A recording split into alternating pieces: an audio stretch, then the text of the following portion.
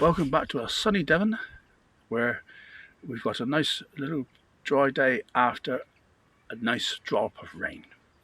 Unfortunately, with that drop of rain came high humidity for 24 hours and has brought on a full hutton period, and blight has completely wiped out my crop. What I've done now is I've taken up all the foliage, because if you can remove the foliage from the tubers, you might stand a chance of saving the tubers. There's a fairly good chance, and I'll rip them off the tubers rather than cutting them down. Again, that also helps to stop the transmission down to the tubers, and that's the important part. It's towards the end of July. They're nearly full term anyway, so the crop won't be too much dented. It's just if I've saved it from the actual blight on the tubers. We'll see. It represents a huge loss of fertility to the place, because all this weighted potatoes should have been composted. They can't now, because the new variations of blight can overwinter in the tubers and the soil and the compost, because we've imported new strains from abroad. Fortunately now we have newer, more virulent versions of blight that can go through the composting process. So I could compost this lot, hot compost it, take that chance and not plant potatoes in it, but you know what, it's just not worth it. I don't know how long the actual blight will live in any tubers mist, so all this lot is going down the dump. What a waste, absolute complete waste. I've lost all my tomatoes. They're going to be cut down later on today, outdoor tomatoes that is. Gutted, if I'm honest with you.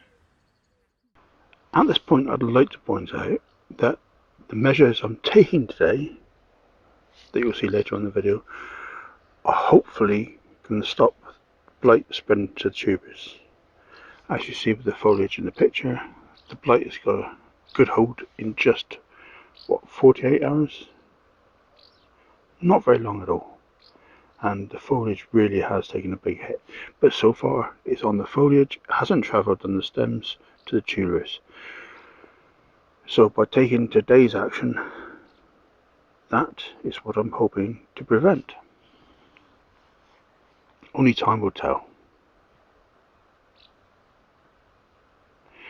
So what we're doing here, what I'm doing here, is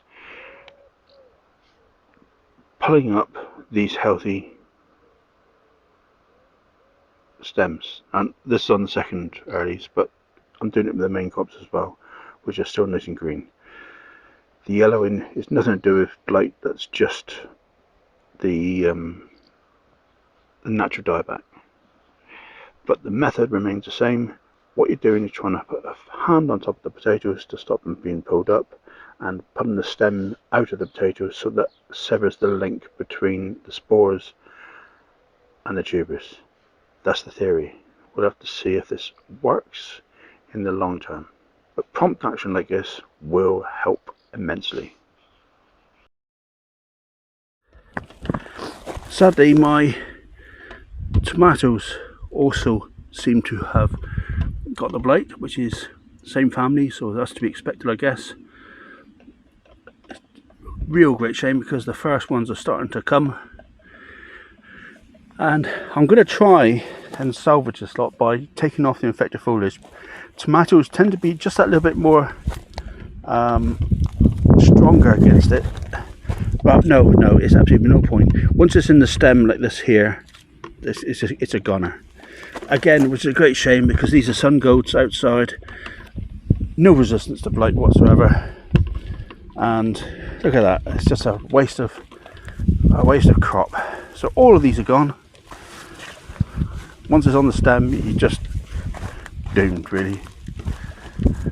To complete a miserable day, my new transplants of cabbages have been hit by the slugs, because they also love the wet weather.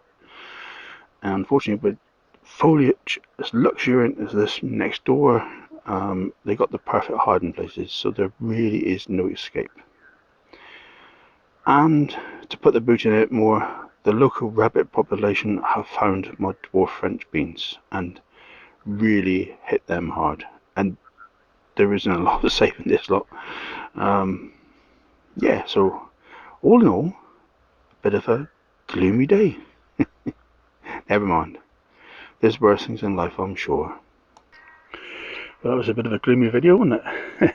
Well, I'm just in the garden trying to chill it for the end of the day, and I just want to point out part of the frustration I feel is that I have the solution in the form of JBA Blight Guard.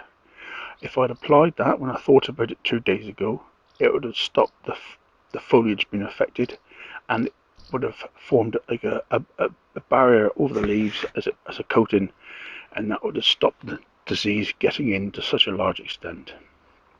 Sadly, I couldn't find it 48 hours before the 48 hours. So I thought, no, it'll be okay. It'll be fine. There's no one really around me, but unfortunately, there is neighbours just across the field, and it's easy to point fingers, but I suspect it's come from them or the other fields, or somewhere nearby. Blight is airborne, but it needs a source of infection to start that infection off. It doesn't travel magically in the air.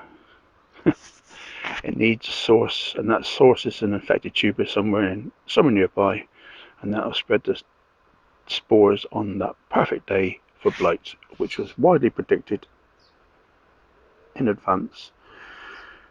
Never mind. Anyway, the next video is a bit more cheerier. It was actually filmed before today, and it was the harvest of the second earlies, which went very well because this was filmed before this period now, so I probably won't release it for a couple of days, but at least it won't be as gloomy as this one. Still, I am trying to tell it like it is, the good and the bad, and this just happens to be a not a particularly great day. Never mind, there's always next year, and it'll all come perfect, I'm sure it will.